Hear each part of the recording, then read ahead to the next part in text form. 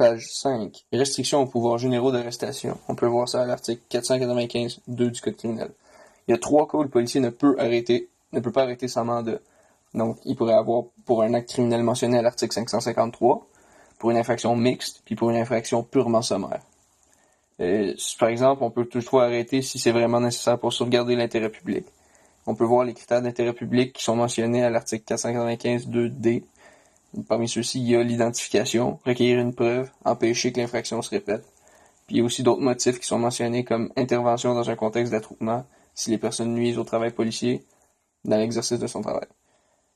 Aussi, l'arrestation sans mandat pourrait être justifiée malgré les restrictions si le policier a des motifs raisonnables de croire que le suspect ne se présentera pas devant le tribunal. On peut voir ça à l'article 495-2E.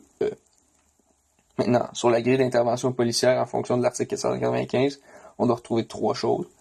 Donc, le crime en tant que tel, c'est-à-dire le crime, l'article, la catégorie. Ensuite, il faut voir notre action, si on l'arrête ou pas, et aussi nos justifications.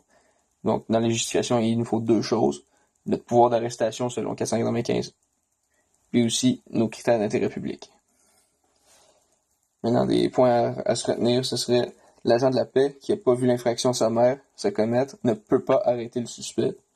Le policier peut demander son identification afin de rédiger une citation en vertu de 496.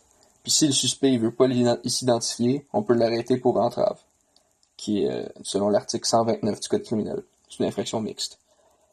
Et selon l'article 524-2 du Code criminel, on peut voir les autres cas d'arrestation sans mandat. Maintenant, concernant le mandat d'arrestation, on peut le voir à l'article 511. Et ça dit que lorsqu'un patrouilleur intercepte un individu, mandat, qui dit mandat, il faut qu'on vérifie si le mandat s'applique à une municipalité ou si ça s'applique juste à la province.